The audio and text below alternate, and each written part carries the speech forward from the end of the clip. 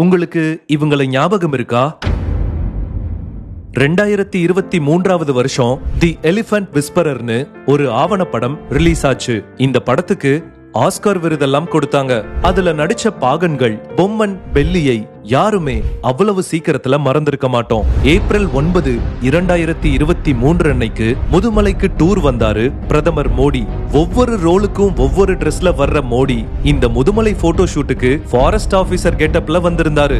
ஆவண படத்துல நடிச்ச யானை ரகுவையும் பாகன்கள் பொம்மன் பெல்லியையும் சந்திச்சாரு. பாகன்கள் கூட கொஞ்ச நேரம் பேசினதாகவும் தன்னோட எக்ஸ் தள ட்விட்டர் பக்கத்துல ஷேர் பண்ணியிருந்தாரு பிரதமர் மோடி. பாகன்கள் பொம்மன் பெல்லியை பிரதமர் மோடி சந்திக்கிறதுக்கு ஒரு மாசம் முன்னாடியே சரியா மார்ச் 15, 2023 அன்னைக்கு அவங்கள நேர்ல அழைச்சு அவங்களுக்கு தலா ரூபாய் 1 லட்சம் கொடுத்தாரு முதலமைச்சர் மு.க. ஸ்டாலின்.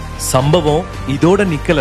பாகன்கள் பொம்மன் பெல்லி முதலமைச்சர் மு.க. ஸ்டாலினை சந்திச்சப்போ அவர்கிட்ட முதுமலையில யானை பாகன்களுக்கும் பராமரிப்பாளர்களுக்கும் வீடுகள் கட்டி தரணும்னு கோரிக்கை வச்சாங்க. அந்த கோரிக்கையை முதலமைச்சர் மு.க. ஸ்டாலின் இப்போ நிறைவேற்றி வச்சிருக்காரு. முதுமலை புலிகள் காப்பகத்துல பணிபுரியிற 44 பாகன்களுக்கும் உதவியாளர்களுக்கும் ரூபாய் 5 கோடியே 6 லட்சம் மதிப்புல புது வீடுகளை கட்டி கொடுத்து இந்தியாவிலேயே முதல் முறையா மாவூத் கிராமத்தையும் உருவாக்கி திறந்தும் வச்சிருக்காரு முதலமைச்சர் மு.க. ஸ்டாலின். பிரதமர் மோடி கிட்டையும் பாகன்கள் பொம்மன் பெல்லி கோரிக்கைகளை வச்சாங்க.